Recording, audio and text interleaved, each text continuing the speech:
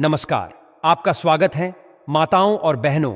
आज की इस विशेष वीडियो के बारे में हम आपको जानकारी देना चाहते हैं। अगर आप नवरात्रि का व्रत रखती हैं या नहीं रखती हैं, पूजा पाठ करती हैं या नहीं करती हैं, फिर भी आपको इस वीडियो को अवश्य देखना चाहिए। इस वीडियो में हम आपको नवरात्रि के दौरान कुछ ऐसी महत्वपूर्ण चीजों के बारे में बताएंगे जिन्हें भूलकर भी नहीं खाना चाहिए। इससे पहले कि हम उस विषय पर जाएं, हम आपको यह भी बता दें कि इस साल शारदीय नवरात्रि का शुभारंभ कब हो रहा है और यह कब समाप्त होगी। आप सभी के लिए यह जानना आवश्यक है कि इस बार शारदीय नवरात्रि की शुरुआत 3 अक्टूबर 2024 से हो रही है और इसका समापन 11 अक्टूबर 2024 को नवमी के दिन होगा। 12 अक्टूबर 2024 को दशहरा मनाया जाएगा। यह 9 दिनों का समय मां दुर्गा की पूजा और उनके विशेष अनुष्ठानों के लिए समर्पित है। इस वीडियो को पूरा देखना आपके लिए बहुत ही लाभकारी और ज्ञानवर्धक होने वाला है। यदि आप मां दुर्गा के प्रति श्रद्धा रखते हैं तो इस वीडियो को लाइक करें और जय मां अम्बे या जय मां दुर्गा लिखकर अपनी श्रद्धा व्यक्त करें। ऐसा करने से आपकी सभी मनोकामनाएं पूरी होंगी, क्योंकि इस वीडियो में दिए गए सुझाव आपके जीवन में सकारात्मक परिवर्तन ला सकते हैं। हम आपसे हाथ जोड़कर निवेदन करते हैं कि इस विशेष वीडियो को ध्यान से देखें और इसमें बताए गए महत्वपूर्ण बातों को अपने जीवन में अपनाएं। शारदीय नवरात्रि, जिसे आश्विन माह में मनाया जाता है, हर साल शुक्ल पक्ष की प्रतिपदा तिथि से प्रारंभ होती है और यह 9 दिनों तक चलती है। इस दौरान मां दुर्गा के 9 रूपों की पूजा की जाती है। इसलिए माताओं और बहनों, इस वीडियो को पूरा देखना न भूलें। यह न केवल आपके लिए आध्यात्मिक दृष्टिकोण से महत्वपूर्ण है, बल्कि यह आपको नवरात्रि के दौरान कौन सी वस्तुएं सेवन नहीं करनी चाहिए, इस पर भी जानकारी देगा। इस ज्ञानवर्धक वीडियो को देखने से आप नवरात्रि के व्रत और पूजा को और भी अधिक फलदायी बना सकते हैं। आखिर में हम आपसे यह भी अनुरोध करते हैं कि अगर आप इस वीडियो से लाभान्वित होते हैं तो इसे अपने परिवार और मित्रों के साथ भी साझा करें, ताकि वे भी इस महत्वपूर्ण जानकारी से अवगत हो सकें। जय मां अम्बे, जय मां दुर्गा। नवरात्रि के इस पावन अवसर पर माता रानी की पूजा से जीवन में सुख समृद्धि का संचार होता है और धन धान्य में भी बढ़ोतरी होती है। नवरात्रि का पहला दिन खास तौर पर महत्वपूर्ण माना जाता है, क्योंकि इस दिन कलश स्थापना का विधान है। यह प्रक्रिया देवी को प्रसन्न करने के लिए की जाती है, हमेशा सही और सटीक जानकारी प्रदान करता है।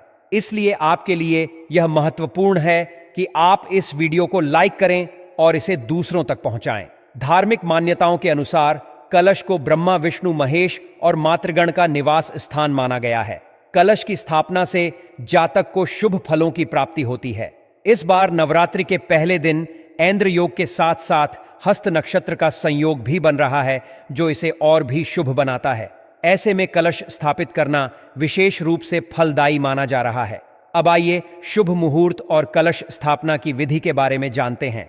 इस साल शारदीय नवरात्रि की तिथि 2024 में आश्विन मास की शुक्ल पक्ष की प्रतिपदा तिथि का आरंभ 3 अक्टूबर को सुबह 12:19 बजे से होगा और इसका समापन 4 अक्टूबर को 2:68 पर होगा। नवरात्रि व्रत के दौरान अक्सर लोगों को सलाह दी जाती है कि वे ऐसी चीजें खाएं जो उन्हें ऊर्जावान बनाए रखें और लंबे समय तक भूख भी न लगने दें।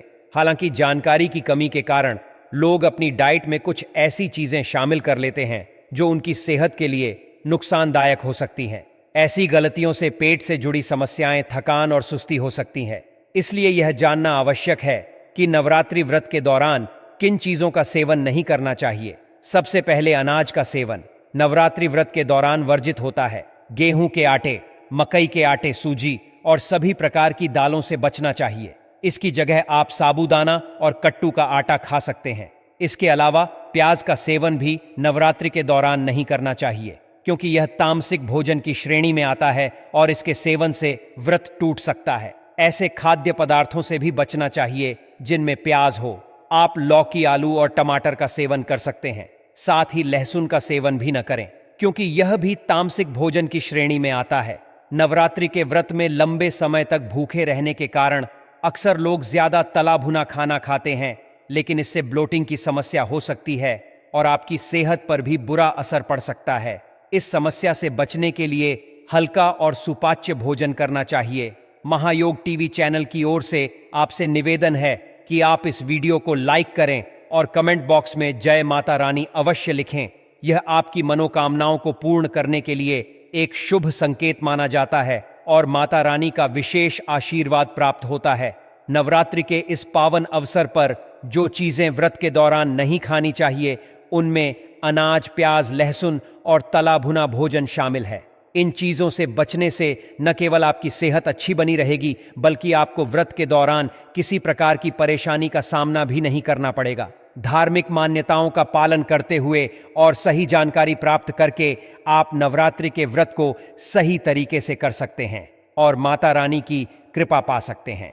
इस लेख का उद्देश्य आपको नवरात्रि व्रत के दौरान सही दिशा निर्देश प्रदान करना है, ताकि आप अपने व्रत को सफलतापूर्वक पूरा कर सकें और माता रानी की कृपा से अपने जीवन में सुख, समृद्धि और शुभता का आगमन कर सकें।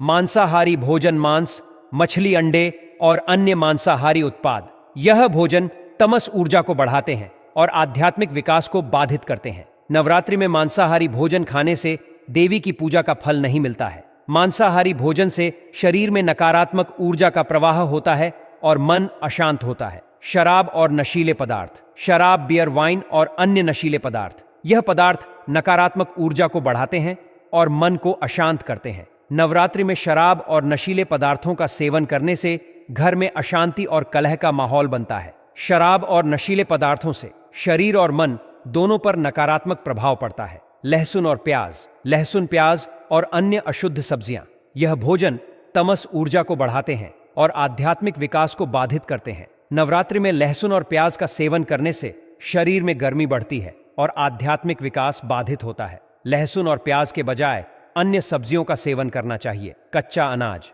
कच्चा चावल, कच्चा गेहूं और अन्य कच्चे अनाज, यह भोजन पाचन संबंधी समस्याएं पैदा कर सकते हैं। नवरात्रि में कच्चा अनाज खाने से शरीर में शुद्धता और स्वच्छता नहीं रहता। कच्चा अनाज खाने से शरीर में ऊर्जा की कमी होती है। तेल और घी से बने व्यंजन, फ्राइड फूड, पकौड़े और अन्य तेल और घी से बने व्यंजन, यह भोजन नकारात्मक ऊर्जा को बढ़ाते हैं और शरीर में मेद और कफ बढ़ाते हैं। नवरात्रि में तेल और घी से बने व्यंजनों का सेवन करने से घर में अशांति और कलह का माहौल बनता है। तेल और घी से बने व्यंजनों के बजाय अन्य तेलों का सेवन करना चाहिए। मछली और अन्य समुद्री भोजन, मछली, झींगे और अन्य समुद्री भोजन, यह भोजन तमस ऊर्जा को बढ़ाते हैं और आध्यात्मिक विकास को बाधित करते हैं। नवरात्रि में मछली और अन्य समुद्री भोजन खाने से शरीर में तमस ऊर्जा का प्रवाह होता है। मछली और अन्य समुद्री भोजन खाने से मन अशांत होता है। अंडे और मांसाहारी उत्पाद, अंडे, मांसाहारी मिठाइयाँ और अन्य मांसाहारी उत्पाद, यह भोजन तमस ऊर्जा को बढ़ाते हैं और आध्यात्मिक विकास को बाधित करते हैं। नवरात्रि में अंडे, नवरात्रि के दौरान इन चीजों को खाने से बचे। कुछ लोग नवरात्रों में अपने दिन की शुरुआत फलों के साथ करते हैं, लेकिन नाश्ते में केवल फल खाना सेहत के लिए नुकसानदायक हो सकता है। माताएं, बहनों, मात्र ऐसा चैनल है जो फ्री माध्यम से आप को इतनी ज्ञानवर्धक जानकारी देता है। इसलिए आप सभी से हाथ जोड़कर निवेदन है कि वीडियो को लाइक अवश्य ही कर दीजिए और हर एक माता बहन तक, हर एक सुहागन तक यह वीडियो को जरूर शेयर करें, जिससे कि वह भी इस वीडियो से लाभ ही लाभ उठा सके। और कमेंट बॉक्स में जय माता रानी जरूर लिखें। फल खाने से न केवल शरीर में ब्लड शुगर लेवल तेजी से बढ़ सकता है, बल्कि व्यक्ति को थोड़े ही वक्त में भूख लग भी शुरू हो जाती। ऐसे में व्यक्ति को नाश्ते में फलों के साथ साथ सीड्स, ड्राई फ्रूट्स या जूस आदि को भी जोड़ना चाहिए। ऐसा करने से आपकी डाइट नियंत्रित रह सकती। अक्सर लोग नवरात्रों के व्रत में अपनी डाइट में साबूदाने को जोड़ते हैं। साबूदाने को वह खिचड़ी के रूप में जोड़ते हैं, तो कुछ साबूदाने की टिक्की के रूप में इसका सेवन करते हैं। लेकिन आपको बता दें कि किसी भी चीज की अति हेल्थ को नुकसान पहुंचा सकती है। ऐसा ही कुछ साबूदाने के साथ भी है। यदि साबूदाने की खिचड़ी का सेवन जरूर से ज्यादा किया जाए, तो इससे साबूदाने में पाए जाने वाला स्टार्च शरीर में ग्लूकोज के रूप में बदल जाता है, जिसके कारण शरीर में ब्लड शुगर लेवल तेजी से बढ़ने लगता है। बता दें कि ब्लड शुगर लेवल बढ़ने से शरीर में एनर्जी की कमी हो जाती है और व्यक्ति को भूख भी ज्यादा लगती है। ऐसे में व्यक्ति को साबूदाने की खिचड़ी या टिक्की का सेवन सीमित मात्रा में करना चाहिए। हालांकि आप साबूदाने की जगह समा के चावल या संगीत कुत्तुम की सब्जी, आलू के पकौड़े इत्यादि बनाकर खा सकते।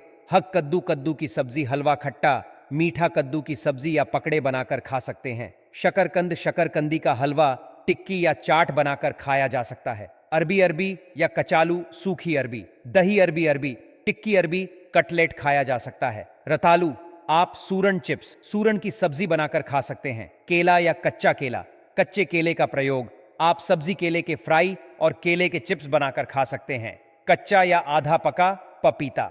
कच्चे पपीते से आप पपीते का हलवा और सलाद बना सकते हैं। टमाटर, आमतौर पर टमाटर को करी या सब्जी में डाला जाता है। इसके अलावा चटनी बनाकर खा सकते हैं। कुछ लोग व्रत में पालक, लौकी, खीरा और गाजर इत्यादि का भी इस्तेमाल करते हैं। नवरात्रि के उपवास के दौरान आहार में विविधता लाना महत्वपूर्ण। साबूदाना, जो उपवास के समय कई लोगों के आहार का प्रमुख हिस्सा होता है, को अलग अलग तरीकों से बनाया जा सकता है। आप साबूदाना की खिचड़ी, साबूदाना वड़ा, थाली पीठ पकौड़ा, लड्डू, टिक्की, भेल और खीर जैसे स्वादिष्ट व्यंजन तैयार कर सकते हैं। मखाना या फूल मखाना भी एक बेहतरीन विकल्प है, जिसे आप भूनकर खीर बनाकर या आलू मखाना के रूप में खा सकते हैं। उपवास के दौरान सभी प्रकार के ड्राई फ्रूट्स, फलों और दूध से बने पदार्थों का सेवन किया जा सकता है। इमली और कोकम भी ऐसे पदार्थ हैं जो उपवास के दौरान उपयोगी हो सकते हैं। अगर आप नवरात्रि का व्रत रख रहे हैं तो यह ध्यान रखना आवश्यक है कि ब्रह्मचर्य व्रत का पालन करें।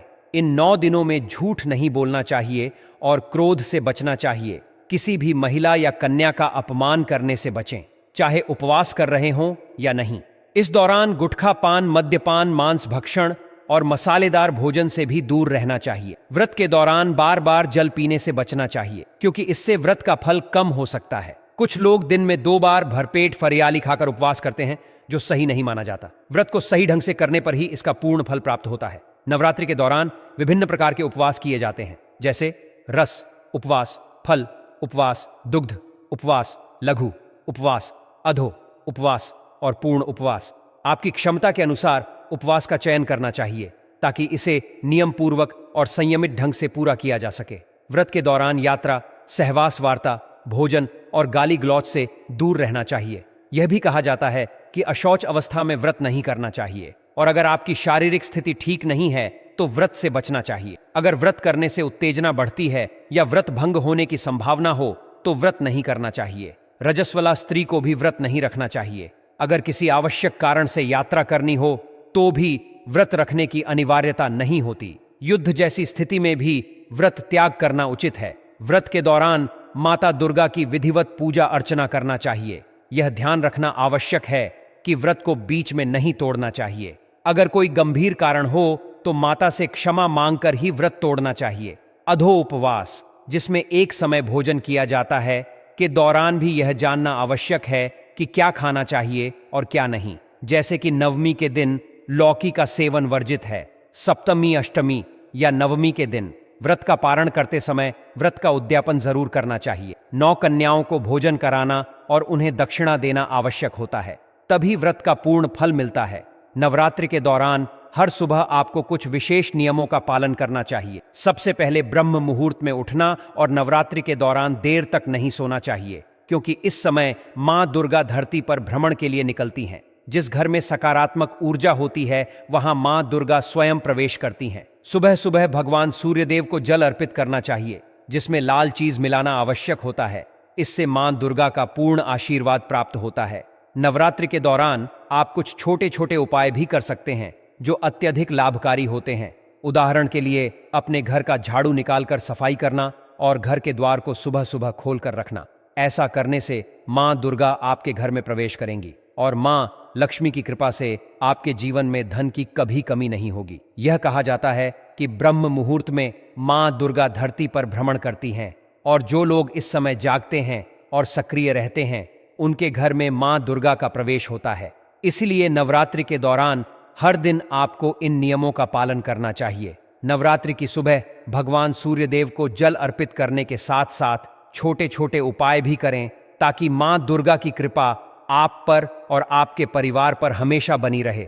अगर आप इन बातों का ध्यान रखेंगे तो नवरात्रि के दौरान आपको मां दुर्गा का पूर्ण आशीर्वाद प्राप्त होगा, जिससे आपके जीवन में सुख, शांति और समृद्धि आएगी। अंत में आपसे निवेदन है कि इस जानकारी को अन्य लोगों के साथ भी साझा करें, ताकि अधिक से अधिक लोग इसका लाभ उठा सकें। नवरात्रि के दौरान मां दुर्गा के प्रति आस्था और श्रद्धा बनाए रखें और अपने जीवन को सकारात्मकता से भरपूर रखें। अपने साथ, उनके साथ उनकी सखियां, मां सरस्वती, माता पार्वती, मां लक्ष्मी आदि अनेक रूपों के अंदर उनकी सहेलियों होती है। उनके ही रूप होते हैं। अगर उनमें से कोई भी एक रूप आपके घर के अंदर प्रवेश कर गया, समझ लीजिए। और दोस्तों, जहां पर देवता वहीं निवास करते हैं जहां पर साफ सफाई होती है। इसलिए नवरात्रि के दौरान अपने घर की अपने द्वारा की सफाई जरूर रखें सुबह सुबह के समय, ताकि आपके घर के अंदर बीवियों का प्रवेश हो सके। नियम यह होता है कि नवरात्रि के दौरान से ही अपने घर के मुख्य द्वार पर आपको रंगोली बना देनी चाहिए था,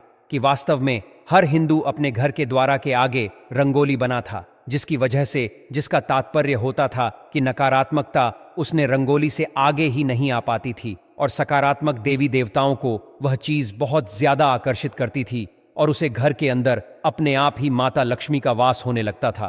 तो आप क्या करें कि अपने घर के द्वार पर रंगोली बना दें, ताकि क्या पता 9 दिनों के अंदर दीपावली तक को कौन सा आपके घर के अंदर ऐसा सुख सहयोग बने कि देवी देवता आपके घर के अंदर प्रवेश कर जाएं और आपको उसका सकारात्मक परिणाम देखने को मिले।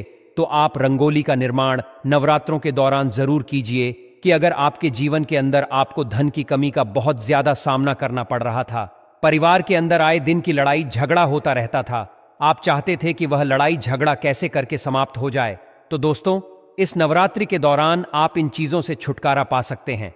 अगर कोई भी नवरात्रि के दौरान यह उपाय करेगा, उससे लाभ ही लाभ प्राप्त होगा, माता रानी का आसीन आशीर्वाद प्राप्त होगा, उसकी हर मनोकामना इच्छा पूरी हो जाएगी। पर आपसे एक अनुरोध और करना चाहिए कि आप अपनी राशि को कमेंट बॉक्स में जरूर डाल दें, क्योंकि वहां महायोग टीवी चैनल एकमात्र ऐसा चैनल है जो आपकी राशि से जुड़ा कुछ ऐसे उपाय होते हैं जो नवरात्रि में आपको जरूर ही कर देने चाहिए, वह भी बताता है।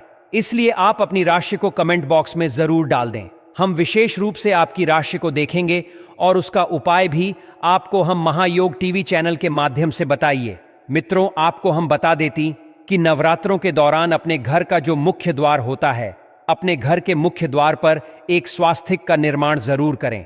आपकी कोई मजबूरी है क्या, घर के मुख्य द्वार पर आप स्वास्तिक नहीं बना सकते?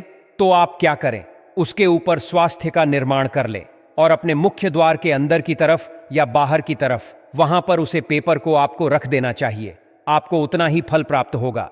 आप देखते जाइए कि आपके जीवन अपने के अंदर कभी भी किसी प्रकार का कोई दुख नहीं होता है, आपके जीवन के अंदर किसी भी प्रकार की कोई समस्या नहीं आती है। मां दुर्गा का बहुत ही चमत्कारी उपाय है। कोई स्वास्थिक अपने अपनी आपके घर की जो नकारात्मक चीज होती है, बुरी शक्तियां होती हैं, नजर दोष होता है, उसको वहीं पर समाप्त कर देता है और सकारात्मक शक्तियों को आपके पास अपने आप ही आमंत्रित करता है। दोस्तों, नवरात्रि के दौरान आ जाती है, आपके द्वार पर कोई पशु आ जाता है तो दोस्तों उनको कभी भी खाली हाथ नहीं लौटना चाहिए। लेकिन नवरात्रि के दौरान दोस्तों धरती पर ज्यादा आकर्षित होते हैं। अपने आप ही पता नहीं किस रूप के अंदर कोई देवी देवता आपके घर के अंदर आ जाए और आपके पूरे शब्द या आपके द्वारा दी गई और ना उन्हें अगर क्रोधित कर देती है तो वह आपके घर पर दोबारा लौटकर नहीं आते। अनुसार कोई साधु बाबा, कोई भिखारी आपके घर आ जाए तो आप उसे पहले तो अपने रुपया भी ना दें, बस अपने खाने के लिए कुछ चीज नवरात्रों के दौरान अनुदान बहुत अच्छा माना जाता है।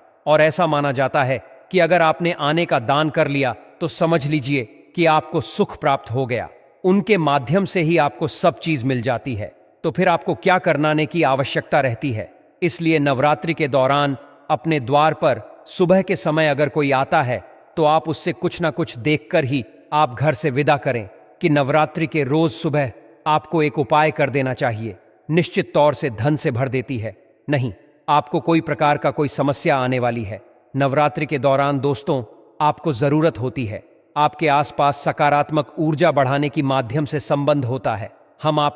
हमने भी आपको कितनी बार ही बोला है कि तुलसी को दीपक रात्रि के समय जलाना चाहिए और तुलसी के आगे रात्रि के समय दीपक जलाकर तुलसी मित्रों का जाप करना चाहिए, कि घर के अंदर जो तुलसी का पौधा है सुबह ब्रह्म मुहूर्त के अंदर, अर्थात कि सूर्य उदय होता है और आप भगवान सूर्यदेव को जल देते हैं, इस समय एक नियम बनाने कि उसमें आप एक शुद्ध घी का दीपक तुलसी के आगे जरूर करें और साथ ही साथ धूप दीप अगरबत्ती भी आपसे संभव भोग हो तो ज्यादा से ज्यादा आप करें, क्योंकि दोस्तों नवरात्रों के दौरान तुलसी माता को सुबह और शाम के समय, वैसे भी आगे कार्तिक का महीना होता है, समझ लीजिए कि कार्तिक महीने के अंदर जितनी ज्यादा तुलसी की पूजा की जाए उतना ही ज्यादा आपको प्रभाव देखने को मिलता है। क्योंकि दोस्तों कार्तिक का महीना तुलसी माता को समर्पित महीना होता है और अगर आप इन दिनों के दौरान तुलसी को सुबह और शाम घी का दीपक करते हैं, आप उसके अंदर एक इलायची डाल सकते हैं ताकि उसकी सकारात्मक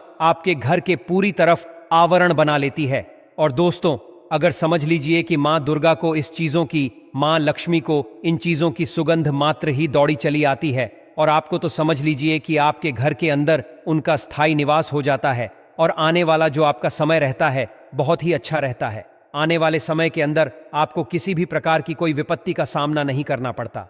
इतना प्रभावशाली और यह छोटा सा उपाय है। बस आपको करना कुछ नहीं है, ना आपकी कुछ ज्यादा लागत आने वाली है। समझ लीजिए कि आप देवी देवताओं को अपने घर में आमंत्रित कर लेंगे। माँ दुर्गा को आप अपने घर के अंदर आमंत्रित कर लेंगे तो आपको किस चीज की जरूरत पड़ने वाली है, और आपके जीवन के अंदर कभी भी किसी प्रकार का कोई दुख दारुण नहीं रहने वाला है। कृपया ध्यान दें कि जो भी व्यक्ति इन उपायों को सच्चे मन से करेगा उसकी हर मनोकामना पूरी हो जाएगी। मां दुर्गा का असीम आशीर्वाद उसे प्राप्त होगा और उसकी सभी इच्छाएं 24 घंटे के भीतर ही पूरी हो सकती हैं। यदि आपने अभी तक इस जानकारी को अपनी माता और बहनों तक नहीं पहुंचाया है तो कृपया इसे अवश्य साझा करें और हर एक ग्रुप में इस ज्ञानवर्धक जानकारी को भेजें ताकि हर सुहागन महिला इस लाभदायक जानकारी का पूर्ण लाभ उठा सके।